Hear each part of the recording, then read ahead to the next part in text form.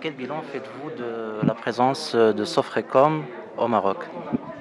Aujourd'hui, c'est un bilan nécessairement positif, puisque c'est un jour où nous inaugurons une promesse que nous avons faite devant Sa Majesté le Roi il y a un an, de créer ce centre Nearshore, donc un centre de développement informatique, faite il y a un an. Et aujourd'hui, on a déjà 180 ingénieurs diplômés de l'enseignement supérieur, 40% de femmes, donc qui développent des applications, qui en font la maintenance pour des clients internes au groupe Orange, mais pour des clients externes au Maroc et à l'étranger. Donc nous sommes particulièrement fiers, ça n'est qu'une étape, puisque ça complète le dispositif que nous avons par ailleurs à Rabat, avec près de 300 salariés à Rabat, ingénieurs à Rabat. Et donc c'est Sofrecom qui avance et on est particulièrement fiers de faire cette inauguration aujourd'hui. Très bien. Quelle place occupe la filiale marocaine par rapport au groupe? Quel est le chiffre d'affaires de Sofrecom Maroc et sa part par rapport au chiffre d'affaires global, par exemple? Alors aujourd'hui, je ne réponds pas en termes de chiffre d'affaires, mais nous avons dans Sofrecom environ 1800 ingénieurs, et donc 300 d'entre eux se trouvent au Maroc d'ores et déjà, donc vous voyez c'est quelque chose d'important. Et Sofrecom elle-même est une filiale du groupe Orange, donc c'est une filiale qui fait dans le domaine de l'ingénierie, c'est une filiale qui a 50 années d'âge. Donc 50 années dans le domaine des nouvelles technologies, c'est quelque chose d'extrêmement important, parce que ça veut dire qu'on a traversé toutes les époques, toutes les ères. Il y a 25 ans, on pensait que le GSM n'existait pas, il y a 10 ans, on n'avait pas de smartphone. Eh bien, on a accompagné tous nos clients, on a continué à innover. C'est parce que nous sommes innovants, à la pointe du progrès, que nous sommes un vecteur de confiance dans un monde nouveau qui veut être connecté pour tout le monde, mais connecté, digital et confiance. Très bien. Vous étiez à la tête d'Orange en Afrique pendant plusieurs années. Quelle lecture faites-vous du secteur des télécoms dans cette région du monde? Comment se positionne le Maroc?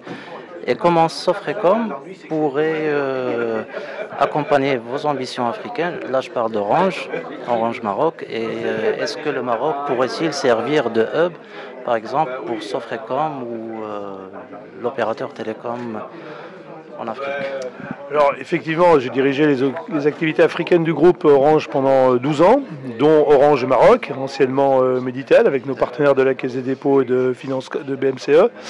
Donc j'en suis très fier. Sofrecom a contribué à ce développement car il a fait un certain nombre de prestations.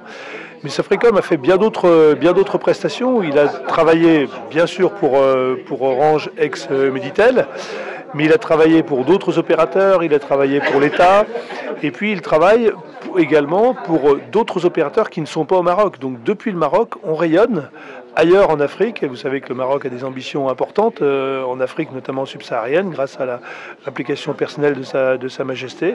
Et bien Sofrecom développe des applications pour des opérateurs bien au-delà du Maroc, et même en France. Vous savez qu'on a lancé récemment une banque en France, Orange Bank. Et bien une partie des développements informatiques de la banque se sont faits depuis Casa, ici, par une équipe de Sofrecom. Très bien. Êtes-vous impliqué dans la stratégie digitale du Maroc, notamment l'IGOV? Travaillez-vous sur des projets avec le secteur public au Maroc? Alors oui, bien sûr, il y a une petite douzaine de projets qui sont développés ici par Sofrecom. Je vais en citer l'un d'entre eux.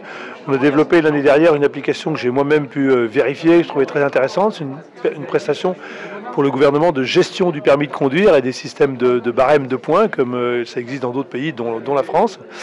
Eh bien, cette application a été développée ici, elle est performante. Eh bien, j'espère qu'elle pourra s'exporter pour le bien de tous et puis pour le développement de l'emploi au Maroc, car un de nos objectifs ici, c'est de rayonner, comme vous l'avez dit dans votre question, à partir du Maroc, qui est un vrai hub pour l'ensemble de la Méditerranée et au sud de l'Afrique subsaharienne.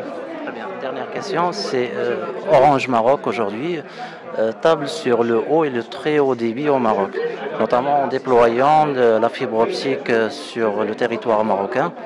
Et comment Sofrecom pourrait-elle contribuer à cette stratégie, notamment au niveau des administrations locales, à travers l'aménagement du haut débit? Alors, pour vos auditeurs et téléspectateurs, on ne va pas rentrer dans trop de techniques, bien évidemment, mais les réseaux de télécom, qu'il s'agisse de réseaux de téléphone fixe ou des réseaux de téléphone mobile, ce sont d'abord des réseaux de transport avec de la fibre optique désormais. Et le cœur du métier de savoir-faire de Sofrecom, ça a été de concevoir des réseaux de fibre optique, ce qu'on appelle l'ingénierie de ces réseaux, de les déployer, de les tester. Donc au fur et à mesure que les technologies vont nécessiter des déploiements de fibres optiques, vous parliez d'Orange Maroc, mais d'autres opérateurs, eh bien c'est le savoir-faire de Sofrecom qui est utilisé pour les concevoir, pour les installer, pour les tester, pour les exploiter et pour les maintenir. Donc ça c'est vraiment le cœur du savoir-faire de Sofrecom. Et comme vous le voyez, le futur est très brillant parce que tout le monde va avoir besoin de fibres optiques dans le futur. Très bien. Vos ambitions de croissance Nous étions tout à l'heure avec Monsieur le ministre qui nous fixait lui-même des challenges. On a déjà de l'ordre de 400 personnes, 400 ingénieurs au Maroc. À l'horizon 2020, on en a prévu 700. Et je crois que le ministre a eu cette phrase de nous dire que c'était sans doute des chiffres hors taxes et qu'il fallait faire un peu plus. Voilà, donc on va s'y attacher. Alors, on n'a pas de budget prévisionnel d'investissement parce que beaucoup d'investissements sont des investissements humains. Donc nos investissements ici sont des investissements d'abord de recrutement, de formation, de fidélisation des compétences. Donc c'est des investissements dans du partenariat avec des écoles, plus que des investissements informatiques durs, sauf bien sûr si on était amené à construire de la fibre optique. Mais ça c'est plutôt le rôle d'Orange Maroc.